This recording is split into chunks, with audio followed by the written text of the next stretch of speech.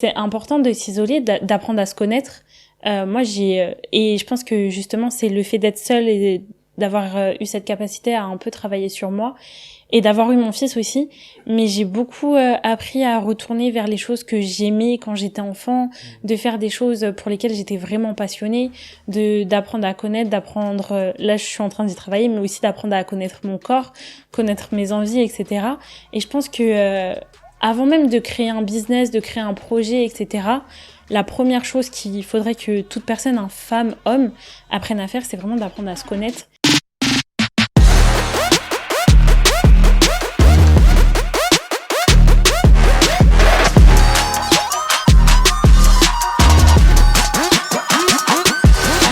Salam Zia, bonsoir à toutes et à toutes, j'espère que vous allez bien. Je suis Boy Abibsal, bienvenue pour un nouvel épisode du Cercle d'Influence Podcast, votre cercle qui s'inspire à inspirer avant d'expirer. Salam les amis, j'ai un petit message rapide à vous faire passer.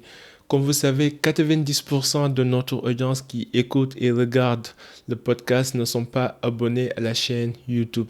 J'ai une faveur à vous demander. Si jamais vous trouvez ce podcast utile, intéressant et pertinent, la meilleure manière de nous soutenir, c'est de cliquer sur le bouton s'abonner en bas. Et en contrepartie, je m'engage à faire de mon mieux pour trouver des invités de qualité et à avoir des sujets de discussion impactants et inspirants. Merci beaucoup, Yadjef Nyofar, et profitez du prochain épisode. Peace and love. Aujourd'hui, c'est avec un grand honneur que nous recevons ma chère Maureen Lacroix. Merci pour l'invitation. Merci beaucoup, le plaisir est partagé. Ça va, tu vas bien? Ça va et toi? Ça va, on s'accroche. Sérieusement, est-ce que tu vas bien? Oui, ça va. Okay. Ça va. Donc, pour les gens qui nous écoutent, est-ce que tu peux te présenter brièvement? Oui, du coup, moi, c'est Maureen. Je suis la fondatrice d'un réseau de femmes, j'aime bien dire ambitieuses et entrepreneurs. Et je crois que c'est tout. Ah ouais, ok. Et du coup, je sais que tu as créé le réseau Elevate Lady qui est sur les différentes pages des réseaux sociaux et tout. Est-ce que tu peux nous parler un petit peu de la mission et l'objectif derrière de ce réseau-là? Ouais. Du coup, Elevate Lady, l'objectif, c'est de pouvoir réunir un maximum de personnes justement ambitieuses, entrepreneurs, qui sont souvent seules, puisque quand on est entrepreneur et qu'on a des projets, on est souvent seul en fait finalement avec nos projets.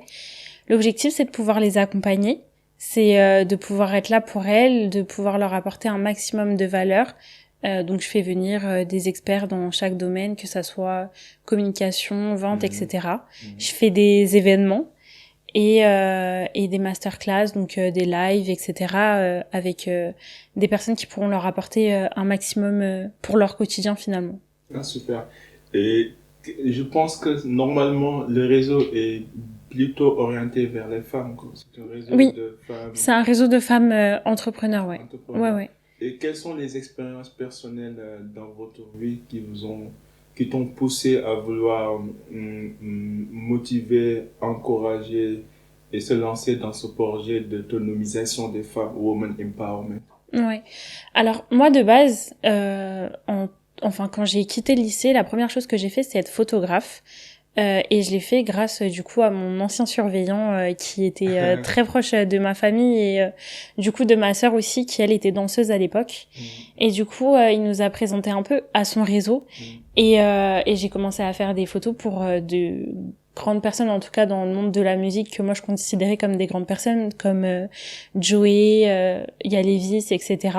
Et en fait grâce à son équipe, à lui et aux personnes, enfin son équipe, et j'ai compris l'importance du réseau parce que finalement ils m'ont fait travailler dans pas mal d'endroits avec pas mal de personnes et tout ça grâce à leur réseau. Et puis après je me suis un peu dispersée, j'ai fait du marketing de réseau aussi parce que j'avais besoin d'argent, etc. Et aussi parce que ma mère avait déjà un peu un projet similaire avec des femmes, mais c'était plus juste de notre ville qui était entrepreneur. Et je me suis dit mais pourquoi pas le lancer en fait à plus grande échelle via internet. Maintenant on peut faire des zooms, on peut faire tout ça et l'objectif pareil c'est de se soutenir en fait. Et surtout en fait moi vraiment je valorise l'importance de créer son réseau, de rencontrer des gens, d'aller vers les autres en fait finalement. Et du coup, c'est cette confiance que ton surveillant a eu en toi dès le bas âge qui a fait que tu as développé cet aspect réseautage, networking, vouloir aider les autres et tout. Ouais, c'est ça. Après, ce surveillant, en fait, maintenant, je le considère plus comme un grand frère. Il fait partie clairement de la famille et je pense que oui, il a vu en fait vu mes enfin à cet âge-là en fait, j'avais vécu déjà quelques expériences, on va dire, dans ma vie personnelle qui ont fait que je m'étais dirigée vers la photo en fait et il m'a dirigée justement à aller un peu chercher le meilleur de moi, à comment dire, à vraiment travailler en fait sur moi via la photo finalement et via les rencontres que je faisais, des personnes que en dehors des moments où je travaillais avec elles que je considérais énormément, et du coup ça fait qu'on est forcément obligé de travailler sur soi, de travailler sur le travail au final qu'on doit rendre pour ces personnes et tout, donc voilà. En même temps, en off, tu me parlais à quel point tes parents t'ont inspiré, t'ont impacté, t'ont influencé, et que je trouve ça un peu honorable de ta part. Est-ce que tu peux nous parler rapidement comment tes parents t'ont façonné et t'ont préparé pour la personne que tu es devenue aujourd'hui? Mes parents, en fait, pour moi, c'est vraiment, comme tu l'as dit, mes exemples. C'est-à-dire que depuis toute petite, je les ai vus travailler. Ils sont salariés en fait la semaine et ils ont développé une entreprise donc de DJ le week-end et aussi organisateur de mariage, de soirées, etc. Et ça veut dire que dès toute petite, en fait, je les ai vus travailler, prospecter, réseauter. Enfin, je les ai vus vraiment tout ça. Et pourtant, c'était pas forcément des personnes sur qui on aurait misé en fait de base, dû leur histoire ou dû à leur expérience. Et oui, mes parents, c'est des personnes vraiment qui m'inspirent tous les jours, de voir où ils étaient en fait de base et où on est maintenant grâce à tout ça et grâce à leurs efforts. Et je me rappelle plus exactement ta question, mais C'était juste, en fait, bon, parfois, quand tu invites les gens, c'est bien de voir, en fait, de comprendre un petit peu leur enfance et les personnes qui ont participé, en fait, qui les ont façonnés, quoi. Parce que je pense qu'on est le produit de notre environnement. Et en connaissant le personnage et son environnement, tu peux un petit peu déduire en fait pourquoi ils se lancent dans tel projet, pourquoi ils prennent certaines activités à cœur, comme pour toi le réseau des femmes, la contribution, aider les femmes, le woman empowerment. Je voulais juste comprendre d'où ça vient, quoi. Et tu l'as expliqué un petit peu. Mais est-ce que toi, de ton côté, bon, on est dans un monde où ces 50 dernières années, il y a un progrès énorme qui a été fait quand il s'agit de la lutte pour les droits des femmes, l'inclusion des femmes dans les milieux professionnels, l'égalité, l'équité. Et je pense que il nous reste aussi un chemin à parcourir. Mais malgré tout cela, toi, dans ton travail, est-ce que tu rencontres des frictions sociales ou sociétales en tant qu'une femme qui essaye de lancer un réseau et qui essaye d'autonomiser les femmes et de les hisser vers le sommet? Tu parles moi personnellement? Moi personnellement, je vais pas dire que je le remarque énormément. Après, c'est vrai que une femme qui parle de business, qui parle d'argent, qui parle de toutes ces choses, tu ressens quand même quand t'es dans un groupe où il y a des hommes qui font exactement la même chose que toi, que ta parole a un peu moins de valeur. Et du coup, ce qui fait que il va falloir te battre un peu plus pour qu'on entende ta voix ou pour qu'on entende ce que tu as à dire. Ça, c'est sûr. Après, moi, je dirais plus dans la vie personnelle ou la vie personnelle de certaines des filles qui sont dans le réseau. J'ai remarqué qu'il fallait que les femmes, elles apprennent à travailler justement sur cette dépendance qu'elles ont d'un homme. Et finalement, ma mission, c'est aussi un peu ça, tu sais, c'est le fait qu'elles puissent être indépendantes déjà financièrement et qu'elles aient pas à dépendre d'un homme, que ça soit pour avoir un appartement, que ça soit pour pouvoir mettre à l'abri des enfants, etc. Et qu'elles puissent, même si c'est important, qu'elles puissent quand même se débrouiller si jamais ça ne fonctionne pas. Ah, ouais. Parce que je vois beaucoup de filles, justement, qui se retrouvent dans des situations déplorables parce qu'elles sont trop attachées à ce que l'homme pourrait leur apporter avant de voir ce que elle pourrait devenir toute seule d'abord.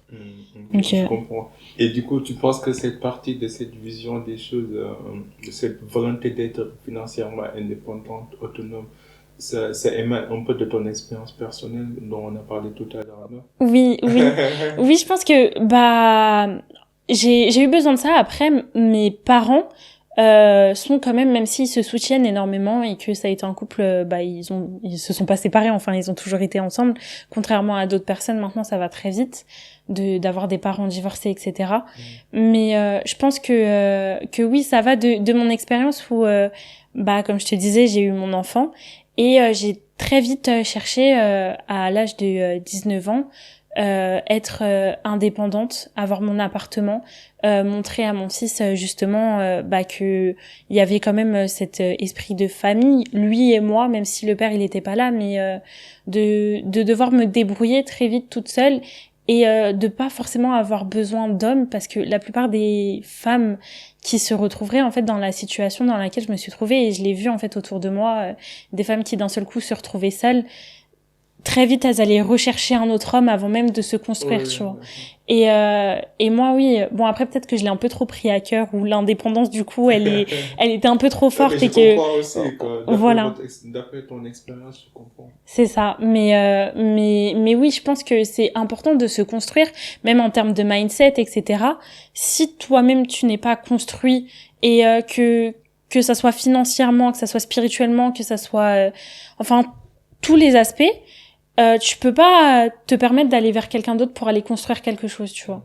Et je pense que oui, le travail, même s'il y a des filles qui sont déjà mariées, etc. dans le réseau, je pense que une de mes missions, c'est aussi de leur montrer que elles-mêmes, avant tout, avant d'être une mère, avant d'être une femme, avant d'être une salariée ou d'avoir son entreprise, ce sont des personnes, et qu'il faut qu'elles arrivent à travailler là-dessus, quoi. C'est ça, c'est comme tu disais, hein, du genre, t'as pas besoin d'être parfait pour être remarquable, en quelque sorte. En même temps, d'habitude, en tant qu'être humain, on a l'habitude de chercher en dehors de nous des éléments extérieurs pour nous compléter, alors que parfois toutes les réponses dont nous avons besoin, ça s'ouvre à l'intérieur de nous. Et pour avoir accès à ces réponses, on a besoin d'être seul, de faire ce travail pour un fond personnel, pour se comprendre, avant de pouvoir en fait s'ouvrir sur et aux autres.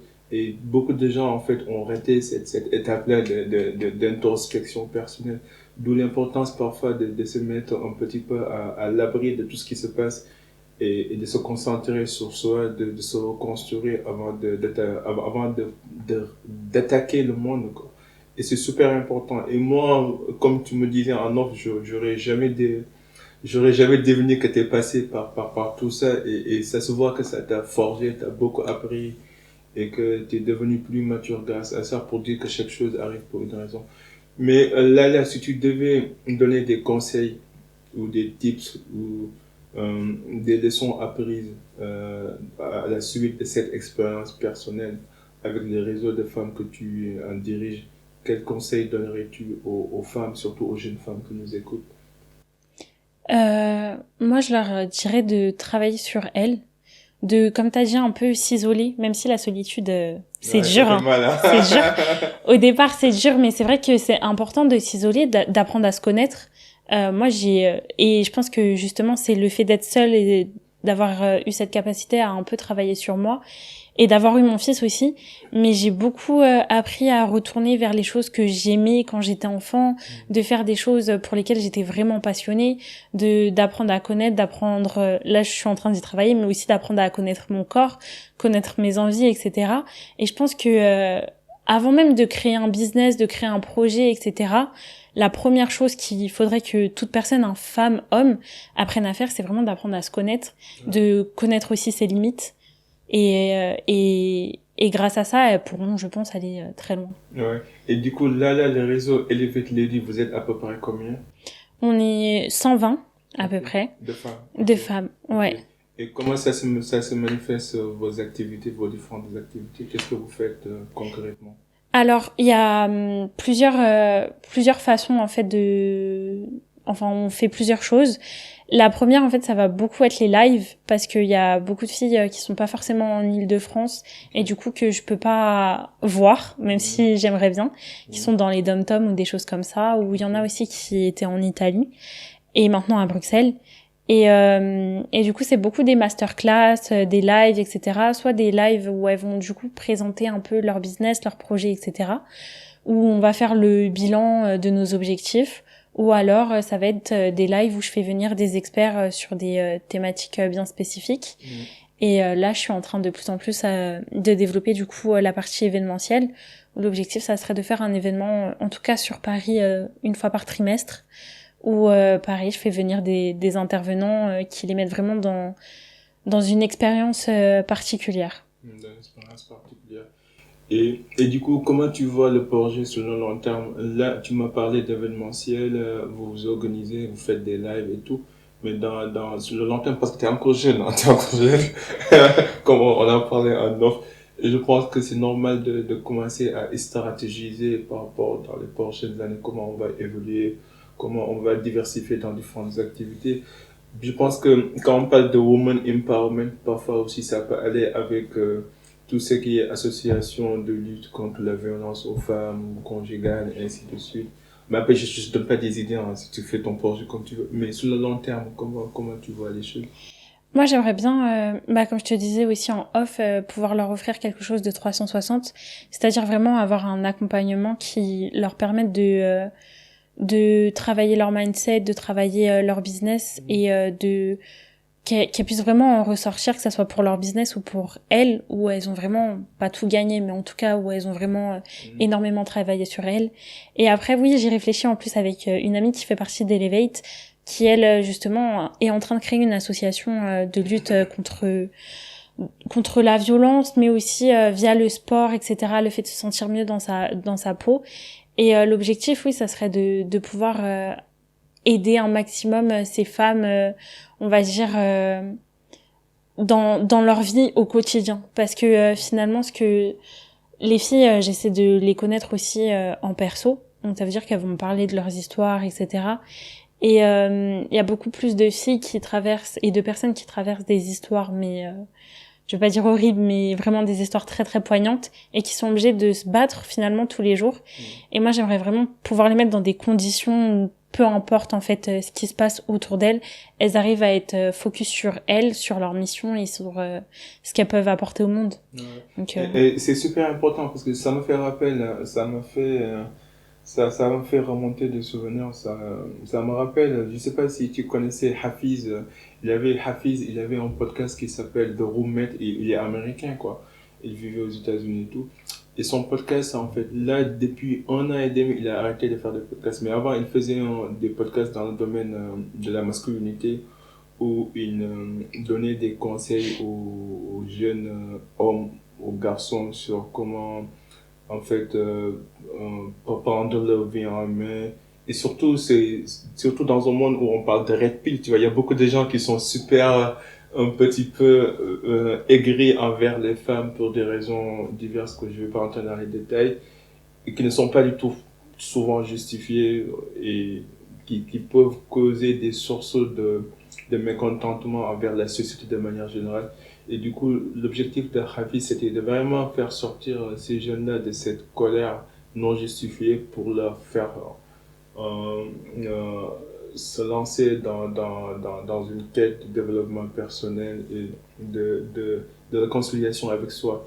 Et avec le temps, pendant 3 ans où il faisait le podcast, il est arrivé à un niveau où il s'est dit, là, je ne peux pas vous donner plus de conseils, quoi, parce que tout ce que je savais, je les ai partagés avec vous. Donc là, ce que j'ai compris entre-temps, c'est que la vraie vie, ça se passe en dehors des réseaux sociaux.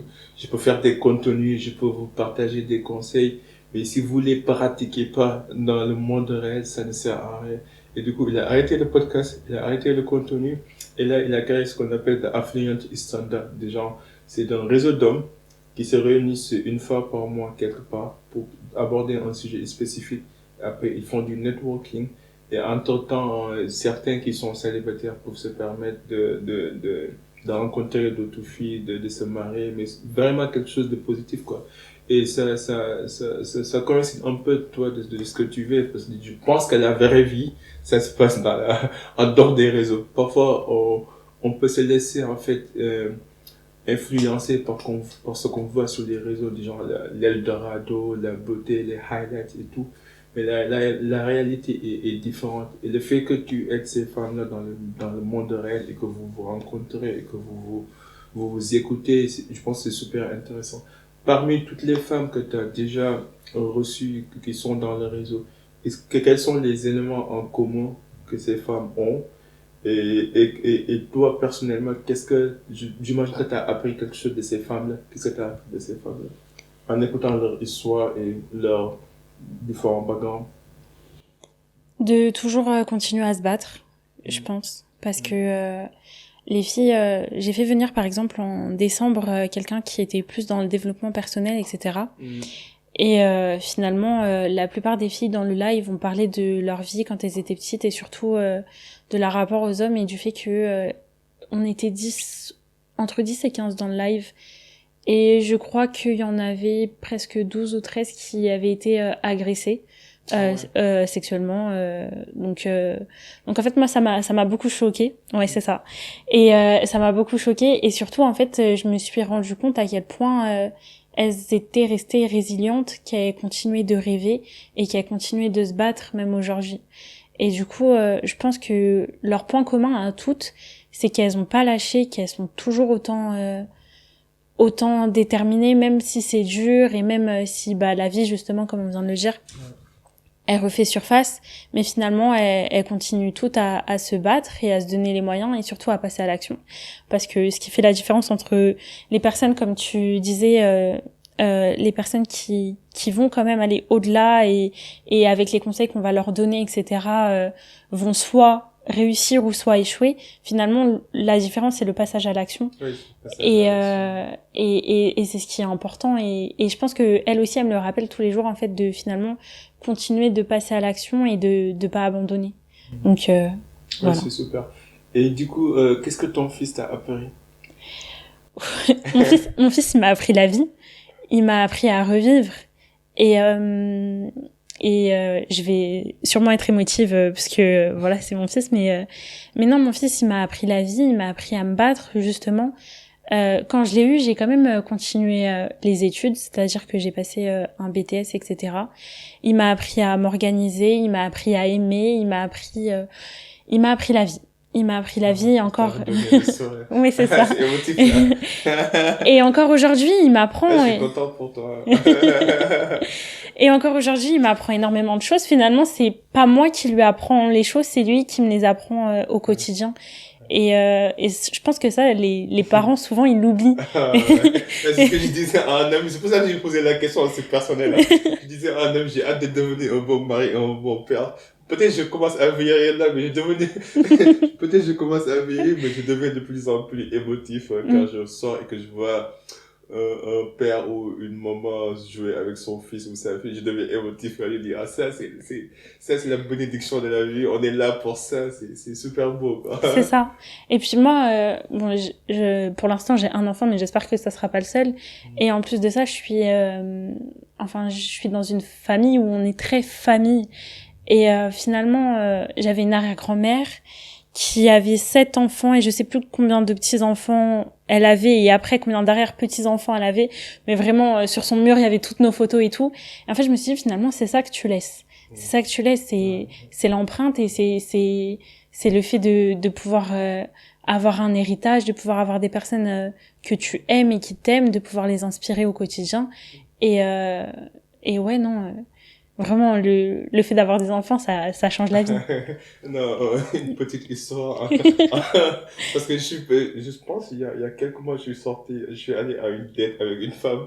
Et du coup, pendant la date, elle disait pourquoi elle n'a pas envie d'avoir des enfants. Bon, elle donnait toutes les raisons pour lesquelles elle veut pas avoir un enfant. Elle ne peut pas supporter les pleurnichements des enfants, elle ne peut pas supporter la dérégulation hormonale quand on est enceinte.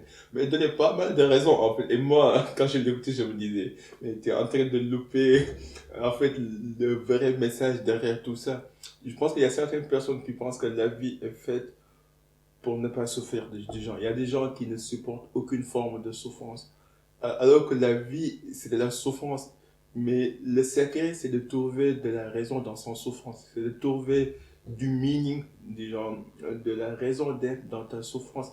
Et du coup, le fait que il y a une dérégulation hormonale, le fait que tu dois en fait allaiter, prendre soin de ton enfant dans les premières années de sa vie, ça c'est le sacrifice que tu dois en fait faire avec plaisir, avec joyeuseté, avec gaieté, parce que c'est un investissement que tu fais sur le long terme. Parce que sur le long terme, c'est cet enfant-là qui va représenter ton héritage, qui va être en fait ton échantillon sur cette planète, qui va perpétuer tout ce que tu lui as appris pendant son an. En fait, je me disais dans ma tête, mais ça va pas matcher. Parce qu'elle comprend pas en fait la vraie raison de la vie. La vraie raison de la vie, c'est de souffrir, mais utilement pour les gens qui comptent. Mais c'est pas de ne pas souffrir. Parce que tout simplement, j'ai envie de vivre, j'ai envie d'être heureux. C'est pour ça que j'ai du mal avec les gens qui disent je veux être heureux. Mais le bonheur, c'est quoi le bonheur? Oui. C'est quoi la définition du bonheur? Et puis, il n'y a pas que ça aussi, c'est... Bon, après, là, je parle plus pour les personnes qui veulent entreprendre ou même de manière générale. Il y a un livre que j'ai lu récemment, c'est Vaincre l'adversité. Et finalement, et aux États-Unis, c'est quelque chose qui est un peu plus banalisé, l'échec et la souffrance. En fait, il y a personne sur Terre ici qui a réussi, enfin c'est très rare en tout cas, mais des personnes qui ont réussi d'un seul coup sans échouer ou sans souffrir un minimum. Il y a toujours un moment où t'es obligé de tomber plusieurs fois pour pouvoir te relever, mais par contre quand tu te relèves très haut. Et peut-être que tu retomberas, mais vu que tu sais déjà à quoi ça ressemble de tomber, bah forcément ça sera plus simple après quoi. Ouais. Non, c'est comme disait Friedrich Nietzsche, là, le philosophe qui disait to live is to suffer and the meaning of life is to and to survive is to find the meaning in the suffering. To live is to suffer and to survive is to find the meaning in your suffering. C'est aussi simple que ça. Oui, c'est ça. C'est aussi simple que ça. Mais parfois, j'ai du mal à comprendre comment les gens peuvent se perdre dans leur plaisir personnel de tel point qu'ils oublient l'essentiel et la raison d'être, quoi. C'est fou. Est-ce que, en ce moment, est-ce que tu es heureuse, Valérie? Je pense que, je peux pas dire si je suis heureuse, mais en tout cas, je me sens très apaisée. Okay. Et je pense que ça vient avec le travail que je fais sur moi au quotidien. Mais en tout cas, je sens que j'ai la paix et je sens que peu importe ce qui arrive, en fait, tant que moi je suis en paix, que je sais que je continuerai à me battre, bah ça ira. Ça ira. Est-ce que t'as un échec particulier qui t'a marqué? Qu'est-ce que t'as appris de cet échec? Je sais pas si, on en a parlé un peu en off, enfin, avec les questions, etc. Mais je sais pas si j'ai d'échecs particuliers qui m'ont marqué parce que je le vois comme des leçons, en fait. Que ça soit sur ma vie pro, sur ma vie perso, des ruptures ou des échecs, que ça soit en termes de business ou des choses comme ça. La dernière fois, on en rigolait justement avec une amie parce que elle disait mais si les gens savaient combien de business on a voulu lancer et qui sont pas qui sont dans l'anonyme aujourd'hui, mais voilà, j'en rigole en fait. C'est toutes les leçons en fait qui ont pu se passer dans ma vie, c'est vraiment que des leçons. Et voilà, il y a quelque chose que j'ai très mal vécu, c'est le deuil quand j'ai perdu mes grands-parents. Mais après, je peux pas considérer ça comme un échec. C'est la vie, c'est tout. Mais je dirais que c'est la seule chose où j'ai vraiment eu du mal à me relever. Et pourtant, c'était mes grands-parents. On va dire que c'est dans la suite logique, enfin dans l'ordre chronologique. Mais sinon, non, j'ai pas d'échec. Toutes les fois où je suis tombée, je sais que après, ça m'a rapporté que des bénédictions. Donc voilà. En même temps, bon, paix à leur âme, les enfants. En même temps, tu parlais des deuils parce que j'en ai vécu récemment. J'ai perdu un ami proche qui était jeune aussi, qui était entrepreneur, qui avait créé son cabinet de formation à Dakar et qui était vraiment sur une bonne lancée et qui est décédé récemment et ça m'a beaucoup marqué. Donc le deuil, oui, c'est l'émotion la plus redoutable que j'ai et le plus en plus. Mais oui, ça fait mal en plus. Et est-ce qu'il y a une question particulière que tu aimerais qu'on te pose souvent et qu'on te la pose pas assez? C'est une très bonne question. J'y ai jamais réfléchi. Je pense que je sais pas parce que j'ai un peu ce syndrome de l'imposteur, que ça soit dans ma Je suis pas le seul. non, t'es pas le seul. Vas-y, développe. Que ça soit dans ma vie perso ou pro, en fait, j'ai pas cette prétention d'être quelqu'un et même si je pense avec le réseau pouvoir apporter aux filles et aux gens de manière générale, mais j'ai pas cette prétention en fait d'avoir la vérité absolue. Personne n'a la vérité Oui, absolue. voilà. En plus. Mais non, du coup, non, je sais pas. Ok. Est-ce que si tu devais choisir à déjeuner avec un mentor vivant ou qui n'est plus là, quel mentor choisirais-tu? Je crois que ce serait Shonda Rhimes, celle qui a créé les Bridgerton, Olivia Pope, enfin, Ok. tu sais, toutes ces séries-là. Ok. En fait, j'aime beaucoup cette femme. Elle est toujours vivante? Elle est toujours Ok, vivante. ok. Elle est toujours vivante. C'est celle qui a créé aussi la série Les Bridgerton. Ah ouais, Je sais pas ouais, si ok. Donc c'est sur une Netflix. productrice, c'est ça? Ouais. Une screenwriter? Ouais, voilà. Ok. C'est ça. Et Et pourquoi tu en fait, elle laisse place à son imagination. Et je trouve que c'est ce qui manque aujourd'hui, alors que finalement l'imaginaire, c'est ce qui nous pousse vers le succès et vers l'atteinte de nos objectifs. Et en fait, le fait de justement d'écrire des histoires, de créer des choses, et souvent en fait, c'est celle qui ramène des séries qui dérangent un peu. Ouais. Grey's Anatomy, la première qu'elle a faite, c'était des médecins, il y avait des hommes et des femmes et beaucoup de scènes un peu où il y avait des trucs sexuels et tout, mais finalement ça racontait la vie des médecins, tu vois. Après il y a eu Scandale, donc avec Olivia Pope. Le Scandale, j'ai bien aimé. Ouais. J'aime bien Kate Washington. Oui, mais tu Je vois, suis un grand fan. tu vois, la série en elle-même, elle dérange parce que c'est une femme noire. En plus, c'est la maîtresse du président.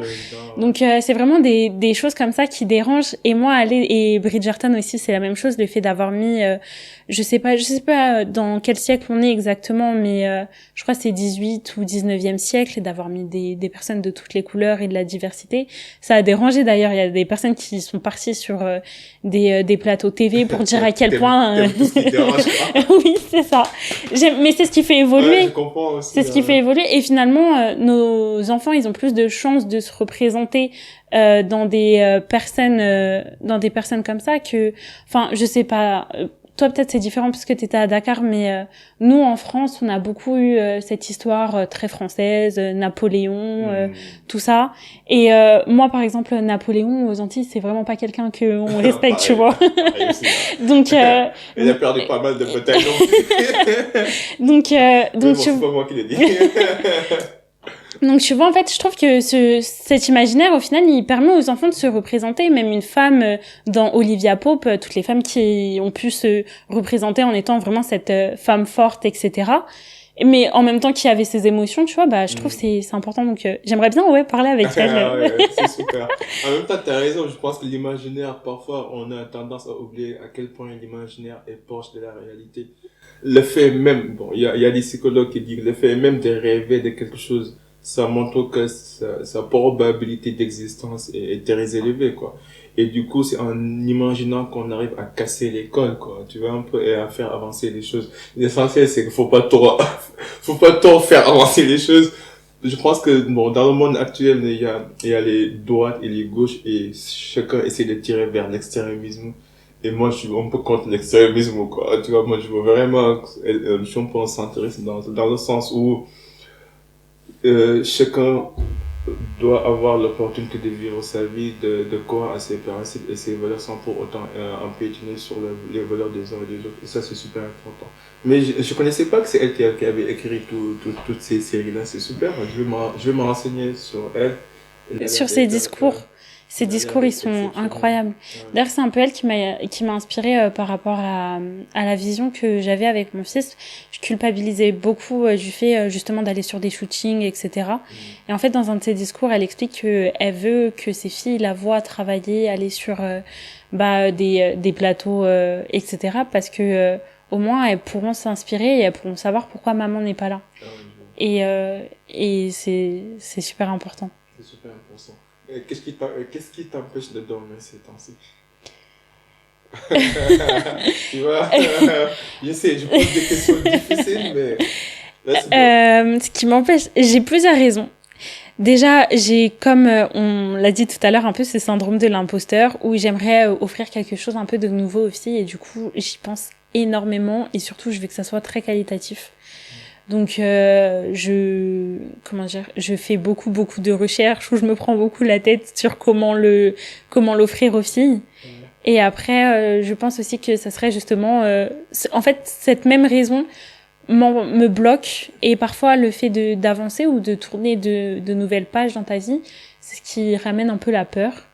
Et du coup en ce moment la peur elle me ronge beaucoup. Donc, c'est quelle peur? C'est quoi la vraie peur de l'origine de cette peur?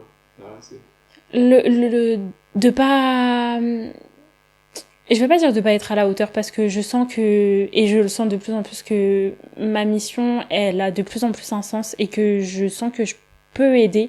Et finalement, c'est ça que je veux. Enfin, c'est ma mission de vie de pouvoir aider les gens. Mais c'est plus, comment dire, le fait de,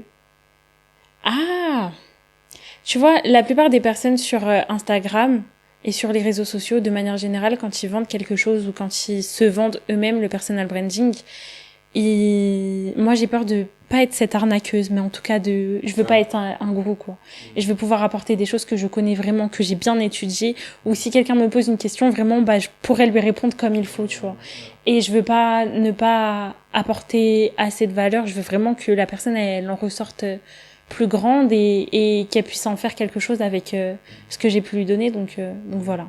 En même temps, je comprends ce que tu dis parce que c'est ce qu'on parlait en off là, tu vois, des gens sur les réseaux qui mettent en place un personal branding assez percutant, mais après derrière, quand tu t'intéresses à leur formation, il n'y a aucune substance, il n'y a aucune matière, c'est vide quoi. Et je pense que ça peut amener en fait un déphasage entre la personne et l'offre de service. Et moi, en fait, je tiens à ma réputation. Je sais pas pourquoi, mais bon. En fait, je vois les réseaux sociaux comme le reflet de ma personnalité. Donc, ce que tu vois sur ma page Instagram, c'est moi-même dans la vraie vie, quoi. Et j'essaie de faire sorte qu'entre les deux, il y a moins de friction que possible. Parce que non seulement ça m'arrange, parce que je reste authentique, original. J'ai pas besoin de jouer des rôles ou de porter des masques et tout. En même temps, ça simplifie la vie à tout le monde pour les gens qui voient ma page comme une vitrine pour pouvoir m'accéder ou pouvoir demander en fait des collaborations et ainsi de suite. Et je pense que ça, c'est la meilleure stratégie. L'authenticité, c'est rare, mais c'est la meilleure stratégie. Mais je pense en plus que c'est pas ce qui fait qu'on vend le plus, mais le fait de rester authentique, de rester soi-même, etc. Finalement, c'est ce que les gens ils recherchent. Ils vont vers des personnes qui sont authentiques, qui ont leur propre caractère, etc. Quand tu vois des personnes comme Oussama, c'est quelqu'un de très très authentique. Et c'est pour ça que les personnes finalement vont vers elle. Et même si je le porte pas dans mon cœur, mais Alexis Chen par exemple, c'est quelqu'un, malgré on va dire les messages qu'il fait passer, il a réussi à créer son propre caractère et c'est sa propre définition de son authentique à lui, tu vois. C'est pour ça que les gens ils vont vers lui finalement, parce qu'ils arrivent à voir quelque chose qu'ils n'ont pas vu avant. C'est qui Alexis Chen? Alexis Chen. Je connais pas je pourrais pas, là j'ai pas d'exemple, mais en gros il parle beaucoup il explique aux hommes comment draguer des femmes, mais en dénigrant énormément la femme. Donc voilà. Il fait partie de la communauté Red Pill, alors.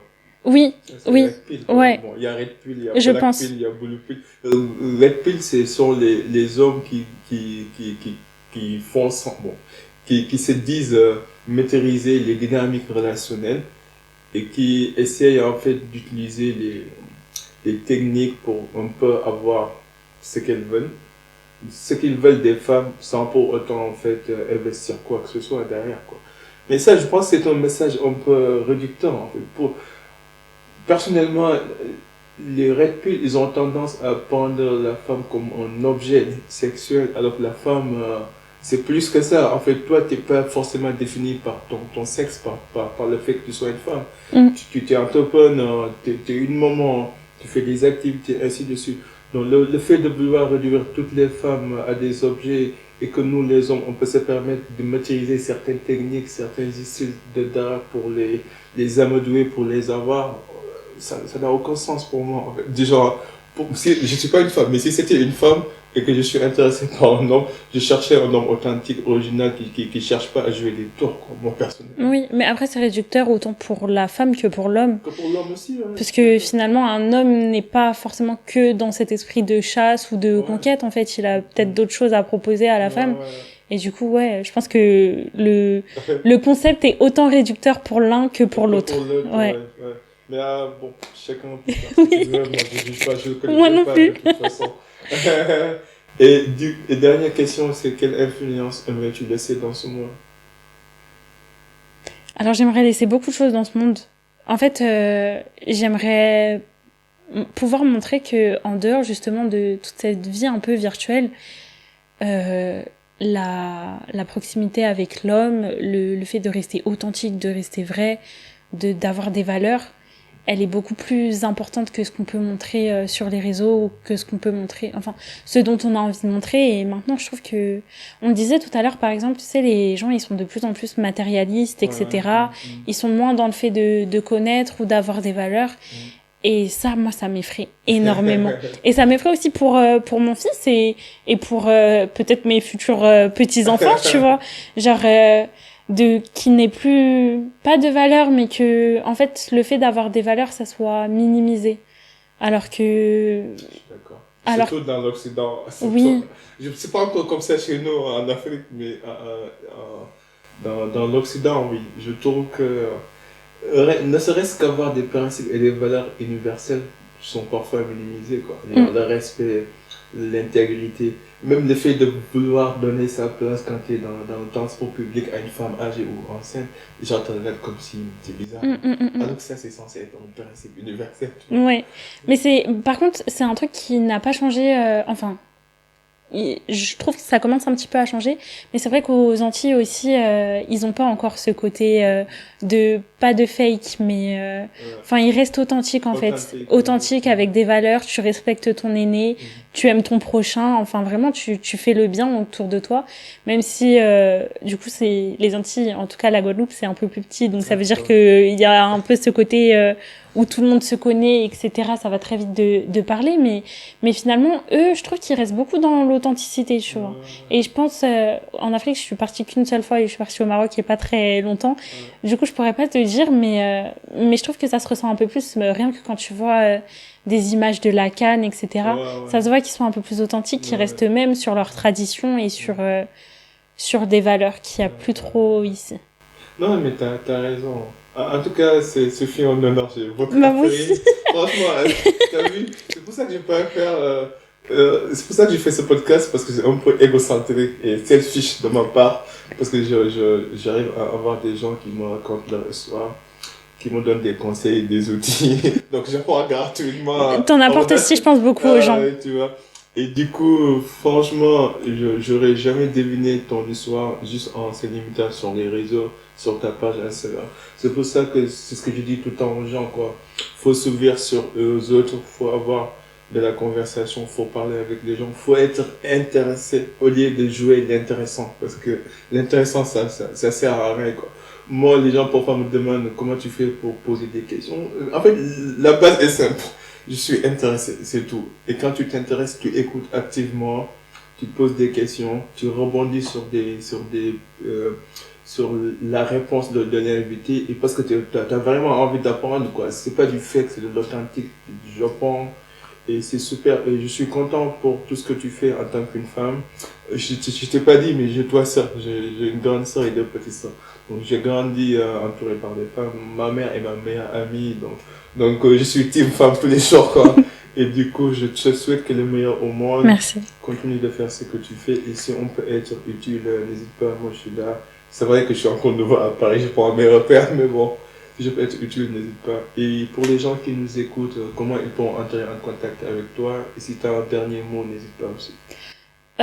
Alors le dernier mot, je dirais de vous lancer, peu importe le projet, l'idée que vous avez. Si jamais vous voulez ouvrir un autre podcast, si vous voulez, je sais pas, un projet, peut-être que vous pourrez être invité ici pour qu'on vous interviewe aussi, mais lancez-vous. Et si jamais vous voulez me retrouver, bah c'est sur Instagram, Molk et Elevate Lady. Et je voulais te remercier aussi parce que même si mon réseau c'est un réseau de femmes, on a besoin d'hommes comme toi pour pouvoir avancer et pour pouvoir construire le monde. Donc merci à toi. Non, c'est normal, on est une équipe, les hommes et les Ouais, femmes. c'est ça. C'est ça. On est une équipe. Merci beaucoup. En tout cas, merci Maureen, c'est gentil de ta part. Les gars, c'était le Cercle d'Influence Podcast. À la prochaine. En attendant, soyez uniques, soyez légendaires. Peace and love. Bye.